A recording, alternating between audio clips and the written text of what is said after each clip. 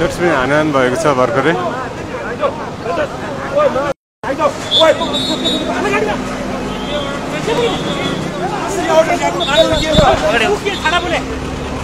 सार्वजनिक ठाउँ हो, ठाडो बोल्न पाइन्छ?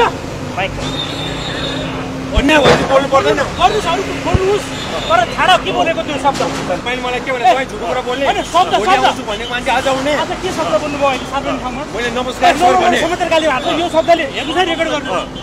हाल हाल। गाडी हाल। शहरको माझ बीचमा यस्तो फोहोर गरेर मान्छेलाई दुर्गन्धित यस्तो डेङ्गुको मारामार छ, त्यसरी फोहोर थुपार्न त पाइएन नि। फोहोर थुपारे बापत नै हामी कारबाही गर्न सक्छौँ। जिल्ला अदालतले 2074 सालमा निर्णय गरेर यो सार्वजनिक बाटो हो भनेर निर्णय गरिसकेको। राजनीतिक पावर हो सर, राजनीतिक पावर के हो र? राप्रपामा गएर अहिले फुटी आएर अहिले यो पेलेको हामीलाई। हामी शान्तिमा काम गरेर खाने मान्छे हो। हजुर हजुर। दर्शन यतिखेर काठमाडौँ महानगरपालिकाले यो चक्रपथ नजिकै डोजर चलाइरहेको छ। यहाँ देख्न सक्छौँ यो ढुङ्गाहरूले बाटो छेकेपछि ब्लक गरेपछि आज महानगरले डोजर ल्याएर डोजर चलाउँदैछ।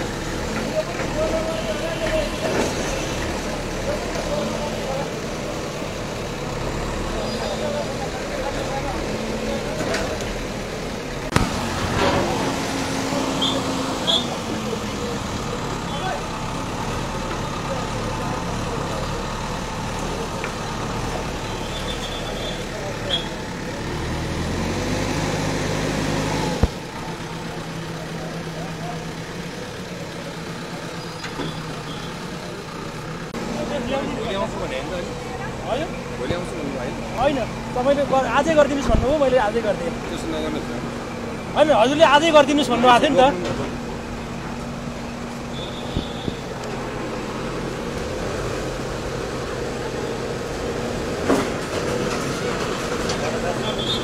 अर्डर भए त कार्यालयमा दर्ता गर्नु पर्यो नि त। हजुर। महानगरपालिकामा दर्ता गरेर आउनु पर्यो नि त। यतिन्जेल त के हेर्नुभयो त? हजुर। भनेको यो सार्वजनिक जग्गा हो या ढुङ्गा थुपार्न पाइएन त्यसो भए? हाम्रो अब जनप्रतिनिधि वडा अध्यक्ष ज्यू लगायत उहाँले यो सार्वजनिक भनेर भनिसक्नु भएको छ। हजुर। यो यसरी आज कतिौँ 100औँ वर्ष 20औँ वर्षदेखि यसरी बाटोमा अवरोध गरेर ढुङ्गा राख्न त पाइएन। हजुर हजुर। यो अहिले ढुङ्गाको मात्रै क्लियर गर्ने हो कि तपाईँहरूको अलि परसम्म यो त कुलो जस्तो अथवा गोरेटो बाटो जस्तो छ त? ढुङ्गा होइन नि, फोहोर पनि हेर्नु न कस्तो फोहोर छ त्यहाँ। यस्तो सहरको माझ बीचमा यस्तो फोहोर गरेर मान्छेलाई दुर्गन्धित यस्तो डेङ्गुको मारामार छ, त्यसरी फोहोर थुपार्न त पाइएन नि। फोहोर थुपारे बापत नै हामी कारबाही गर्न सक्छौँ। सत्यको जित हुँदैन यहाँ। सत्यको लागि होइन, स्टे अर्डर ल्याइसकेको छु मैले। स्टे अर्डर ल्याइसकेको छ, दर्ता गरेर आउनु न। गरिसकेको छ। ल्याउनु न, मलाई ल्याउनु, दर्ता गरेर ल्याउनु। हेर्नुहोस्, बालेन सरले न्याय हेर्नुहुन्छ नि, उहाँलाई मैले बिहानै भनिसकेँ होइन स्टे अर्डर छ भनेर। उहाँले 5 मिनट आएर म आउँछु भत्काउँछु भनेर भन्न पाइन्छ? सबै न्यायपूर्ण कि हेर्नु ल, स्टे अर्डर हेर्नुहोस्। स्टे अर्डर पालना नगर्ने उहाँ। स्टे अर्डर कहिले ल्याउनुहोस् तपाईँ? यो अस्तिदेखि नै छ, हेर्नुहोस् है। मेरो सम्राट दाहाल। ए हजुर। अब यो के हुन्छ त? यो ढुङ्गा स्टे अर्डर छ है। राजकुलो छ भन्ने कुरो छ नि त? राजकुलो केही पनि छैन तपाईँको। यो दुईटा घरले मुद्दा हालेका हुन्। यो दुईटा घर यही हो, यो एउटा हो।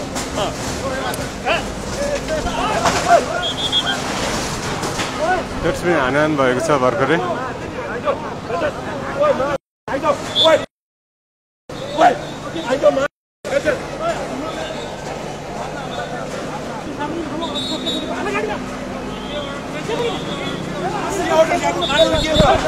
ठाडो बोले, यो सार्वजनिक ठाउँ हो, ठाडो बोल्न पाइन्छ?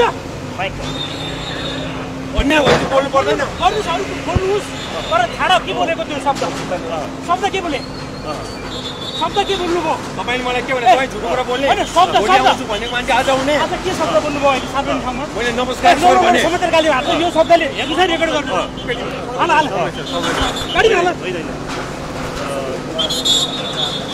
दर्शक यहाँ भर्खरै हातपात र छाडा शब्द बोलेपछि महानगरले लग्दैछ।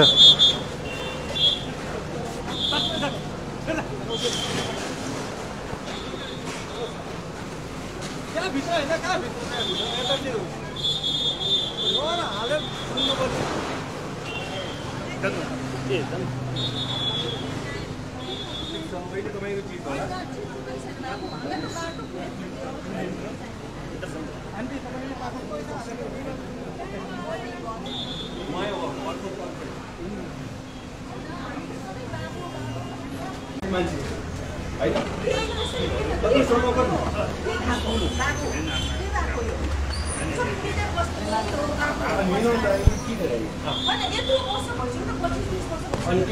न्यू खोज्या मसँग तपाईँको छोरा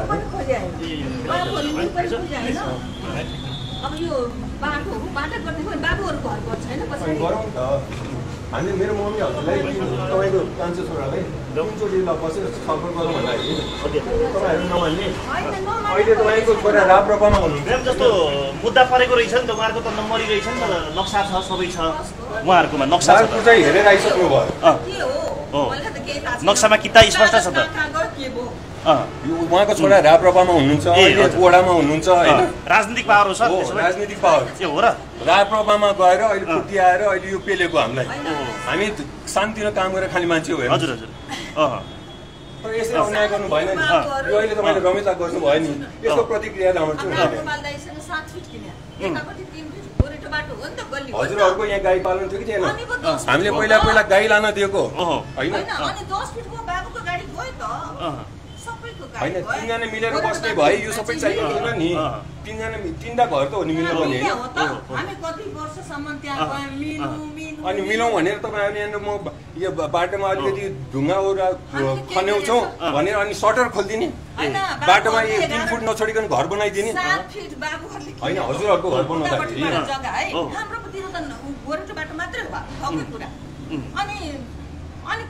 यो अहिले जे गर्यो नि बालेन सरले यो पक्का पनि बुझ्नुहुन्छ अहिले अलिकति पावर प्ले भएको छ हामी चुपो लाएर बस्छौँ अब नीति नियममै जानुपर्छ होइन किनभने यो सबैको रमिता भयो नि कानुनी लडाई लड्नुहुन्छ तपाईँ त्यसो भए अब नलडेको सुविधा छैन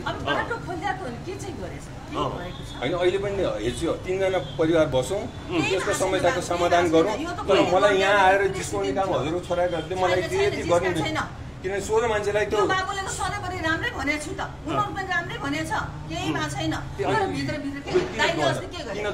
दाइले किन मुद्दा फेरि अर्को हाले के हजुरले यो 40 वर्षमा कतिवटा मुद्दा हाल्छ हामीलाई हामीले अनि हामी न्याय पाउनको लागि हामी एकचोटि मुद्दा हाल्नु नपर्ने हामीले त हालेकै छैन अहिले गएर सबै फाइलहरू पढ्छौ न तिमी चाहिँ अदालत गएर हेर न अब उठाउन पैसा खुवायो जितेर आएपछि त्यो खतम जसले पैसा हाम्रो त त्यो सार्ने 3 फिट बाटो जितेर हामी चाहिँ के गर्ने हामी पर्ने लाएर भित्र हाल्ने हैन ल जाउँ अगाडि जाउँ ल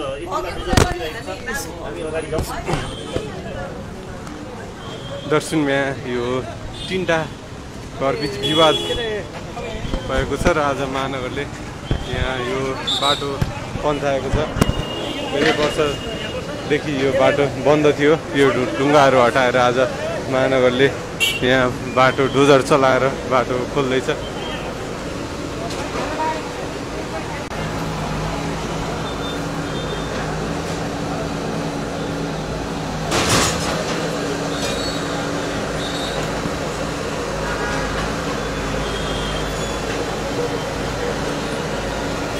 देखेर महानगरले घेरा हालेको छ यो ठाउँलाई भर्खरै मात्र झडप भएको थियो यहाँ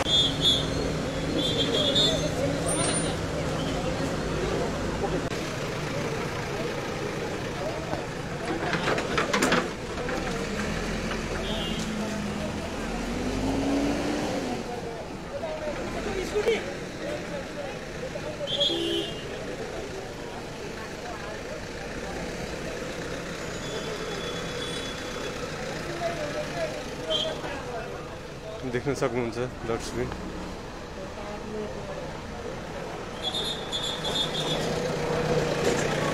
अन्त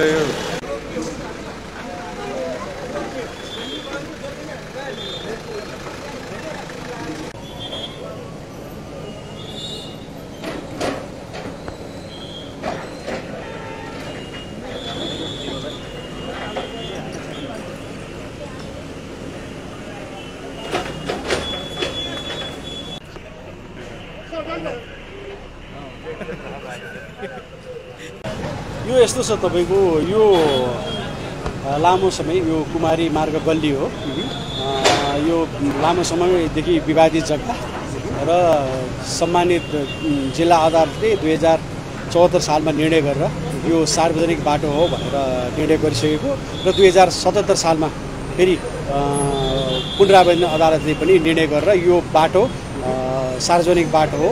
यसको फरक नापहरू छ, कतै यो 12 फिट 13 फिट छ र कतै 16 फिटसम्म र मुखमा 16 फिट रहेको र भित्र गएर चाहिँ गोरेटो बाटोसँग जोडेर यो अर्को सहायक मार्गसँग चाहिँ जोडिन्छ। लामो समयदेखि यहाँ ढुङ्गा बिछाएर अवरुद्ध बनाइएको थियो। यो आज महानगरको नीतिअनुसार मापदण्ड विपरीत र सरकारी जग्गा जुन अतिक्रमित जग्गाहरू छ त्यसलाई खुलाउने अभियानमा हामीले यस बाटो खुलाएका हौँ। कति समयदेखि यो बाटो चाहिँ अवरोध थियो? करिब 22 वर्ष जति भयो होला यो बाटो अवरुद्ध भएको, यो खुलेको थिएन। यो सुरुमा भन्नुपर्दाखेरि यो पारिवारिक विवाद हो। पारिवारिक विवाद सल्टाउन उहाँहरू लाग्नुभयो। हामी वडा समिति पनि हामी निर्वाचित भएर आइसकेपछि पटक पटक यो विवाद समाधान गर्नुपर्छ भनेर हामी लाग्यौँ, तर हामी सफल हुन सकेनौँ र आज कानुन बमोजिम मापदण्ड अनुसार र सम्मानित अदालतको फैसला अनुसार हामी यो खुल्यौँ। तर खै दर्ता कहीँ कसै कहाँ छ? तपाईँ देख्नुभयो स्टे अर्डर? मैले मोबाइलमा देखाउँदै हुनुहुन्थ्यो। त्यसको प्रक्रिया हुन्छ मोबाइलमा। अब कसको मोबाइलमा के हुन्छ हामीले हेर्ने कुरा भएन नि त। कार्यालयमा आएर दर्ता स्टे अर्डर दर्ता गर्ने मलाई अझै मौका दिएको छौँ हामीले। ल्याउनुहोस् पेपर ल्याउनुहोस् भनेको छौँ, खै त दिन सक्नु भएको छैन। अब यहाँ झडपको सिर्जना पनि भयो होइन, उहाँले अलिक धेरै मुख पनि छान्नुभयो। कसरी नियन्त्रण गर्नुभयो? सार्वजनिक स्थानमा कुनै पनि मानसिक अवस्था ठिक भएको मान्छेले सार्वजनिक स्थानमा त्यस्ता फोहोर शब्दहरू बोल्न पाइँदैन। त्यस्ता फोहोर शब्दहरू बोले बापत लाई सजाय हुन्छ। किनभने मैले पटक पटक भनेको छु यस्तो शब्द प्रयोग नगर्नुहोस् भनेको छु। उहाँले प्रयोग गर्नुभएको छ, तपाईँहरूको रेकर्ड पनि होला।